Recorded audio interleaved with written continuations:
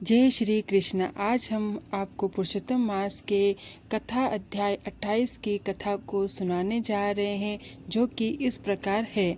श्री नारायण भगवान देव ऋषि नारद जी से आगे की कथा का वर्णन करते हुए कहने लगे कि हे पुत्र नारद, यमराज के वचनों को सुनकर चित्रगुप्त कहने लगे कि हे महाराज, ये प्रथम लोभ में पड़ा, इसलिए पहले ये प्रेत योनि भोगने के बाद ये वानर बनेगा और उसके अनंतर इसे अनेकों नरकों को भोगने का दुख प्राप्त होगा।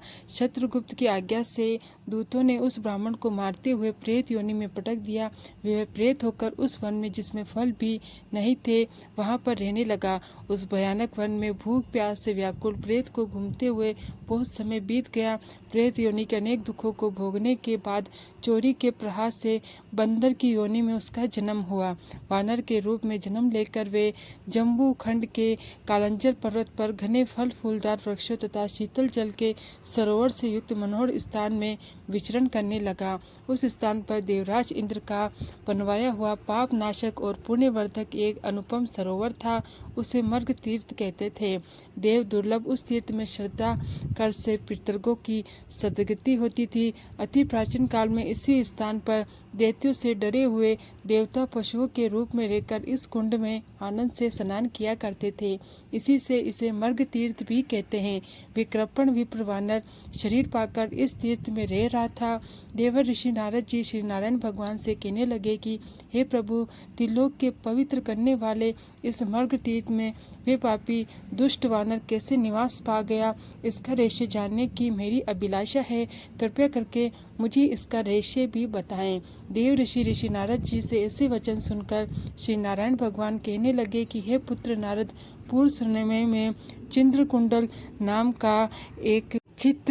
नाम का एक वैश्य रहता था। उसकी तारक नाम की पतिव्रता पत्नी थी। वे दोनों पुरुषोत्तम भगवान श्री कृष्ण जी के शुद्ध भक्त थे। उन्होंने पुरुषोत्तम मास का व्रत किया।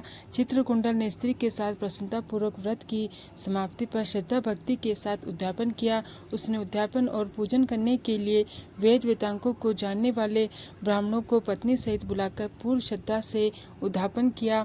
हे पुत्र नारद, पैसे का लोभी व कंजूस ब्राह्मण चित्र शर्मा भी वहां पर आ पहुंचा। उद्यापन विधि पूरी हो जाने पर चित्रकुंडल ने सभी ब्राह्मणों को खूब दान दक्षिणा देकर प्रसन्न किया। सभी ब्राह्मण दक्षिणा लेकर प्रसन्न मन होकर घर को चले गए, लेकिन चित्र नाम का वे लालची ब्राह्मण वहीं पर टिका रहा। वे रोता हुआ आगे बढ़कर विनय पूर्वक गदगद कंठ से बोला कि हे वैश्य श्रेष्ठ चित्रकुंडल, ये पुरुषोत्तम मास अत्यंत धन्य है, जिसकी सेवा करने से इस लोक और परलोक के सुखों की प्राप्ति होती है। आप तो भगवान के भक्त हैं। आपने विधि पूर्वक भली भांति पुरुषोत्तम मास का व्रत किया और ब्राह्मणों को बड़ी प्रसन्नता से खूब दान दान्य पुण्य किया, किंतु मुझे भाग्यहीन को क्यों नहीं दिया।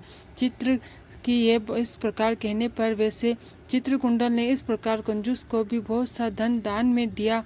चित्र शर्मा नाम के उस कंजूस ब्राह्मण ने उस धन को धरती में गाड़ दिया और वहां रहकर पुरुषोत्तम मास की पूजा देखता रहा। श्री नारायण भगवान आगे कहने लगे कि हे पुत्र नारद, उस कंजूस ब्राह्मण द्वारा पुरुषोत्तम मास की पूजा को देखने और स्तुति सुनने के पुण्य में, चाहे वे धन के लालच से ही वहाँ उसने की थी, वानर रूप में उसका जन्म मर्ग तीर्थ में हुआ। हे पुत्र नारद, जो मनुष्य पुरुषोत्तम मास में भगवान श्री कृष्ण जी का आदर पूर्वक श्रद्धा से दर्शन करते हैं, भगवान की स्तुति आदि करते हैं, उनके पुण्यों को ब्रह्मा जी भी पूर्ण रूप से कहने में समर्थ नहीं है। इससे आगे की कथा का वर्णन करते हुए श्री नारायण भगवान देव ऋषि नारद जी से कहने लगे, हे पुत्र नारद, उस लोभी और विश्वासघाती ब्राह्मण को मर्ग तीर्थ के हरे भरे वन में जन्म मिला, परंतु वहाँ भी वे भूखा प्यासा भटकता रहता। जन्म से ही उसके मुख में पित्त विकार के कारण घाव था, जिसकी पीड़ा के कारण वे कर्राता रहता और घाव से रक्त बहता रहता था। वे इस प्रकार के जीवन से तंग आ चुका था और दिन रात रो रो कर अपनी मृत्यु की कामना किया करता था। एक दिन वे वानर एक ऊंचे पेड़ से पृथ्वी पर गिर पड़ा और दुखी होकर सीखने लगा। उसके अंग अंग टूट गए थे और शरीर शीतल तथा भूख प्यास से व्याकुल था। इस प्रकार से भूखे प्यासे दुख भोगते हुए देवयोग से पुरुषोत्तम मास आ गया। पुरुषोत्तम मास के कृष्ण पक्ष की 10वीं तिथि के दिन वे प्यास से व्याकुल भटकते हुए एक कुंड के पास पहुंच गया। भूख प्यास से व्याकुल वे वानर कुंड के किनारे एक वृक्ष पर चढ़ गया और एक वृक्ष से दूसरे वृक्ष पर कूदा, किंतु पूरी तरह उछल न सकने के कारण बीच में ही गिरकर कुंड में आ पड़ा। बहुत दिनों से भूखा रहने से उसकी शक्ति क्षीण हो चुकी थी, अतः निर्बलता के कारण वे उस कुंड से निकल नहीं पाया। वे 4 दिन उस कुंड में पड़ा रहा और 5वें दिन उसके प्राण निकल गए।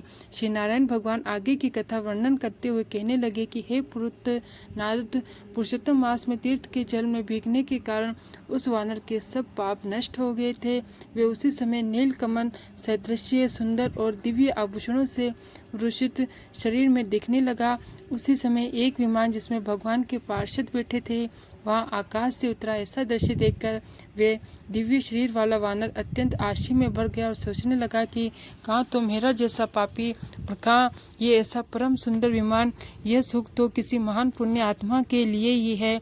इस तरह विचार करते हुए उसे बड़ा आश्चर्य हो रहा था, किंतु उसको कुछ समझ में नहीं आ रहा था।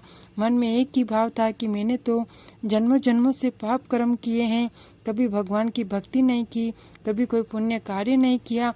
इसी कारण इस वानर को योनि में मुझे जन्म मिला है। लेकिन अपने सामने भगवान के द्वारा वैकुंठ लोक में भेजा हुआ सुंदर विमान देखकर वो आश्चर्यचकित हो गया था कि ये परम सुंदर विमान वैकुंठ लोक में कैसे आया और किसके लिए आया, क्योंकि यहाँ तो आसपास कोई ही नहीं है, यहाँ तो अकेला मैं ही हूँ। लेकिन ये विचार कर रहा, उसे कुछ समझ आता नहीं, मन में बड़ा आश्चर्य होने लगा। तो यहीं पर आज की इस परम सुंदर कथा का विश्राम होता है। अगले भाग में इस कथा के अगले वीडियो का वृत्तांत सुनाएंगे।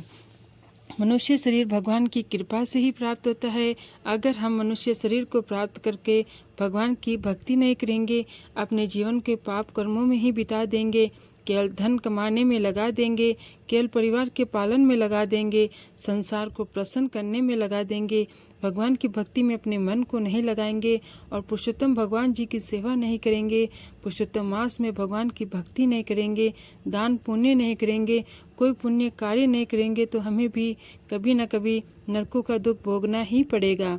क्योंकि शास्त्र कहते हैं मनुष्य शरीर प्राप्त करके जो मनुष्य भगवान की भक्ति नहीं करता वह अवश्य ही नरक के दुखों को अवश्य भोगता ही है। तो मनुष्य शरीर प्राप्त करके बुद्धिमानी ही इसी में है कि भगवान की भक्ति करे, अपने वर्ण धर्म के अनुसार परिवार के सब कार्य करते हुए, संसार के सब कार्य करते हुए, परिवार की पालना करते हुए अपने मन को भगवान के चरणों में लगाकर रखें।